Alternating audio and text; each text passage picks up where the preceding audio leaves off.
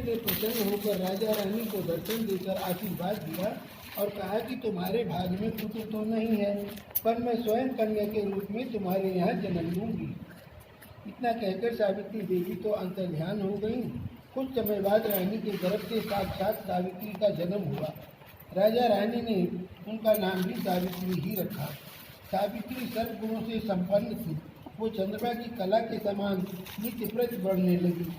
जब वो विवाह के योग हो गई तब माता पिता ने उनसे कहा कि अब तुम अपने योग मन चाहा वर खोज लो। राजा ने उसे एक बूढ़े मंत्री के साथ पर खोजने के लिए भेज दिया। सावित्री यात्रा पर रवाना हो गई। इधर एक दिन अचानक नारद जी मध्य देश अशुपति से भेंट करने के लिए आए। तभी सावित्री भी अपने पति के लिए अपने लिए वर पसंद करके लौट आई। उसने आदरपूर्वक नारद जी को प्रणाम किया। नारद जी ने उसे विवाह योग देखकर राजा अशुपति से पूछा कि आपने इसके योग पर खोजा या नहीं खोजा। राजा ने बताया कि मैंने सावित्री को वर खोजने के लिए भेज दिया था। वो अभी अभी लौटकर आई है और वह बताएगी कि उसने अपने पति के रूप में किसे स्वीकार किया है। राजा की बात सुनकर नारद ने सावित्री से पूछा कि बेटा, तुमने किस वर के साथ विवाह करने का निश्चय किया है। सावित्री ने परम विनम्रता होकर हाथ जोड़कर निवेदन किया कि महाराज, राजा धूमद्सेन, जिनका राज रुक्मी ने छीन लिया है और वे अंधे होकर रानी के साथ वन में रहते हैं, उनके एकमात्र पुत्र सत्यवान है। मैं अपना पति बनाने का निश्चय किया उसी से। सावित्री के ऐसा कहने पर नारद जी ने राजा अशुपति को कहा कि आपके कन्या ने वर खोजने में निसंचेत भारी परिश्रम किया है। सत्यवान गुणवान धर्मवान है। वो रूपवान और समस्त शास्त्रों का ज्ञाता है। वह अपने माता पिता के समान सदा सत्य बोलने वाला है। इसी कारण उसका नाम सत्यवान हुआ है। जिस प्रकार समुद्र रत्नों की राशि है, उसी भांति सत्यवान सभी सद्गुणों का भंडार है। वो सब प्रकार से सावित्री के योग है।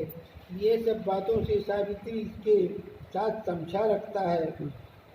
इतना कुछ होते हुए भी उसमें एक बहुत भारी दोष है, जिसके सामने ये सारे गुण फीके पड़ जाते हैं। वह अल्प आयु है और 1 वर्ष की समाप्ति पर उसकी मृत्यु हो जाएगी। नारद जी के मुँह से ये वचन सुनकर राजा अशुपति का चेहरा उदास हो गया और उनके मधुर स्वप्न सब नष्ट हो गए। नारद के वचन कभी मिथ्या नहीं हो सकते। ऐसा विचार कर उन्होंने सावित्री को समझाया कि ऐसे क्षीण आयु वाले व्यक्ति के साथ विवाह करना कल्याणकारक नहीं है, इसलिए कोई अन्य वर पसंद करो। पिता की बात सुनकर सावित्री ने कहा कि अब मैं शारीरिक संबंध के लिए तो कभी मन में भी किसी अन्य पति को खोजने का विचार नहीं कर सकती। कोई भी संकल्प पहले मन में आता है, वाणी से कहा जाता है, कहने के पश्चात उसे करना ही होता है, चाहे वो शुभ हो या अशुभ हो। मैंने जिसे एक बार अपने मन में पति स्वीकार कर लिया, वही मेरा पति होगा। अब मैं किसी दूसरे का वर्ण किस प्रकार कर सकती हूँ। राजा एक ही बार आज्ञा देता है, पंडित एक ही बार प्रतिज्ञा करते हैं और कन्यादान भी एक ही बार होता है। जैसा भी है, अब सत्यवान मेरा पति है। मुझे उसके दीर्घायु या अल्पायु से कोई हर्ष विषाद नहीं है। अब मैं पुरुष की तो बात क्या, देवता इंद्र भी स्वीकार नहीं करूँगी। कोई शक्ति मुझे मेरे इस निश्चय से बिगाड़ नहीं सकती। मैं पुनः दृढ़तापूर्वक कहती हूँ कि सत्यवान ही मेरा पति होगा। सावित्री का ऐसा दृढ़ संकल्प सुनकर नारद जी ने राजा अशुपति को सम्मत दी कि तुम्हें सावित्री का विवाह सत्यवान के साथ कर देना चाहिए, यही उचित प्रतीत होता है। इस प्रकार राजा को समझा बुझाकर नारद जी अपने स्थान को चले गए। राजा अशुपति ने भगवान के मंगल विधान में विश्वास करके विवाह की समस्त सामग्री इकट्ठा कर ली और कन्या तथा बूढ़े मंत्री को साथ लेकर धूमद्सेन के तपोभूमि में पहुंच गए। वहाँ पर राजा धूमद्सेन अपनी रानी और राजकुमार सत्यवान के साथ रहते थे। अशुपति ने उनके पास पहुंचकर अपना नाम बताते ही उनके चरणों में प्रणाम किया। धूमतसेन ने अश्वपति को आने का कारण पूछा तो उन्होंने बताया कि मेरी कन्या सावित्री ने आपके पुत्र सत्यवान के साथ विवाह करने का निश्चय किया है। मैं भी इससे सहमत हूँ। विवाह की तमाम सामग्री लेकर आपकी सेवा में उपस्थित हुआ हूँ। राजा की बात सुनकर धूमतसेन उदास हो गए और उन्होंने कहा कि अब आप में और मुझ में कैसी क्षमता। आप राजसीन राजा हैं और मैं राजभ्रष्ट रंग। इस पर भी हम दोनों अंधे हैं, निर्धन हैं और वन में रहते हैं। आपकी कन्या ने वन के भारी कष्टों को ना जानकर ही ऐसा विचार कर लिया होगा। महाराजा अश्वपति ने कहा कि सावित्री ने इन सब बातों पर भली प्रकार विचार कर लिया है। वो कहती है कि जहाँ मेरे सास ससुर व पतिदेव निवास करते हैं वही मेरे लिए वैकुंठ है। सावित्री के ऐसे दृढ़ निश्चय को सुनकर धूमतसेन ने विवाह की स्वीकृति दे दी। शास्त्र सम्मत रीति से सावित्री का विवाह सत्यवान के साथ करके राजा अश्वपति तो अपनी राजधानी को लौट गए और उधर सावित्री मन चाहे पति सत्यवान को पाकर सुखपूर्वक वन में रहने लगी। नारद जी के वचन हर समय सावित्री के कानों में गूंजते रहते थे। वो एक एक दिन गिन रही थी। उसने जब पति की मृत्यु का दिन निकट आया जाना 3 दिन पहले से ही उसने उपवास आरंभ कर दिया। तीसरे दिन अपने पितरों का पूजन किया। वही दिन नारद जी ने सत्यवान की मृत्यु का बताया था।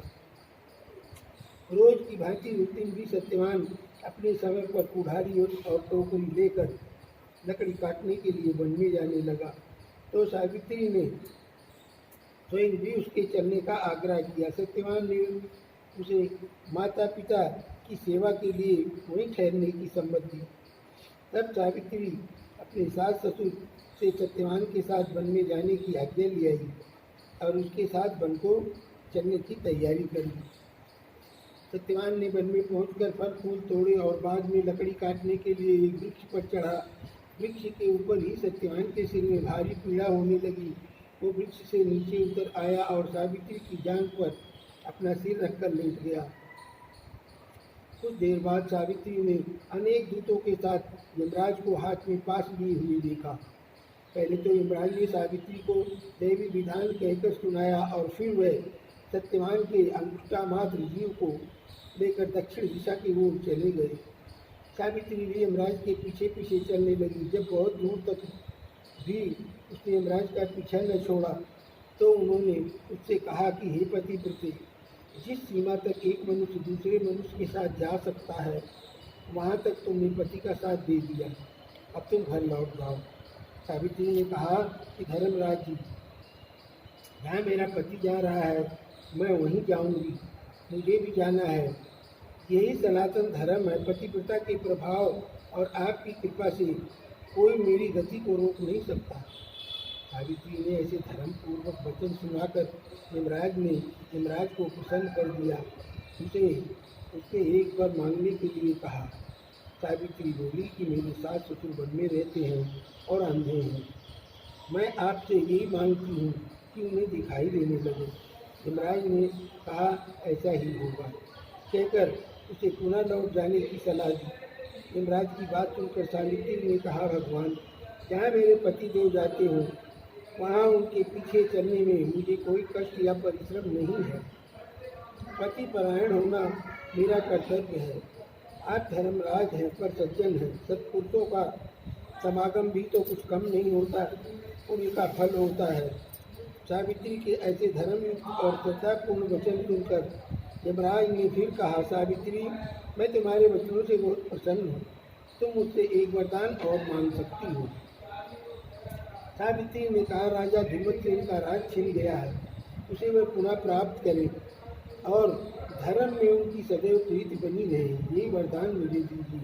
यमराज ने वरदान देकर पुनः उसे लौट जाने की सलाह दी, किंतु वह मानी नहीं और बराबर पीछा करती रही। उसकी ऐसी दृढ़ प्रतिभक्ति देखकर यमराज ने प्रसन्न होकर उसे तीसरे वरदान देने की इच्छा प्रकट कर दी। तब सावित्री ने अपने पितर कुल की भलाई को दृष्टि में रखकर 100 भाई होने का वरदान मांगा। यमराज ने सहर्ष ये वरदान भी दे दिया। सावित्री ने पुनः आगे बढ़कर लौटने को सावित्री को पुनः आगे बढ़ने से लौटने का आग्रह किया, किंतु सावित्री अपने प्रण पर अडिग रही। सावित्री की ऐसी निष्ठा और दृढ़ संकल्प देखकर यमराज का हृदय पसीज गया।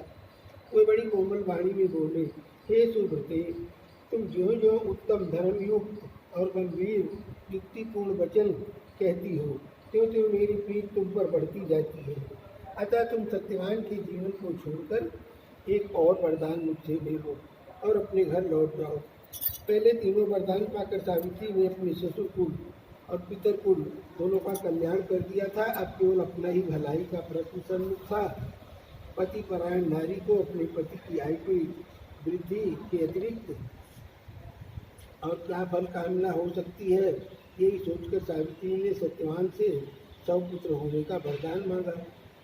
सावित्री के ऐसा धर्मयुक्त वचन सुनकर यमराज बहुत संतुष्ट हुए और उन्होंने उसे वरदान देते हुए सत्यवान को पाप से मुक्त कर दिया और कहा कि सत्यवान से तुम्हें निश्चय ही सौपुत्र होंगे। सावित्री को मनोवांछित वरदान देकर यमराज महेंद्र ध्यान हो गए और वो लौटकर बड़ वृक्ष के नीचे आई। बड़ वृक्ष के नीचे सत्यवान का मृतक शरीर पड़ा हुआ था, उसमें जीवन का संचार हो गया और वो उठकर बैठ गया। सावित्री ने सत्यवान से सारा वृत्तांत कह सुनाया और फिर वे दोनों खुशी खुशी आश्रम की ओर चले। सत्यवान के माता पिता को दृष्टि प्राप्त हो गई थी। वे अपने आज्ञाकारी पुत्र और सेवा परायण पुत्र वधु को न देखकर अत्यंत दुखी हो रहे थे। तभी सावित्री और सत्यवान वहां पर पहुंच गए। सारे देश में सावित्री के अनुपम पतिव्रता का समाचार फैल गया। प्रजाजनों ने राजा धूमतसेन को ले जाकर आदरपूर्वक राज सिंहासन पर बैठाया। सावित्री के पिता अश्वपति को भी सौपुत्र प्राप्त हुई और सावित्री सत्यवान ने भी सौपुत्र प्राप्त करके दीर्घ आयु तक राज भोगा और अंत में वैकुंठ को सिधारे। प्रत्येक सौभाग्यवती स्त्री के लिए यह व्रत करना आवश्यक है। बोलो सावित्री माता की जय, भगवान भगवान की जय। ऐसी लगी प्रीति तो से छाया